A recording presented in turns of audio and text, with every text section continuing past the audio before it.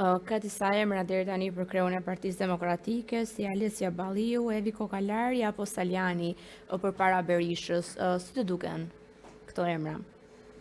Të janë të mirë, po Kokalari është më e forta.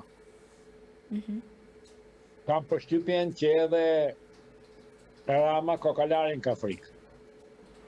Është familje madhe, ka pozicion të madh historik,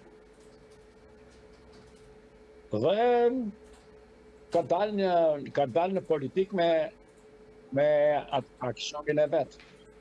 Dhe për krahasjen e shtresës së saj.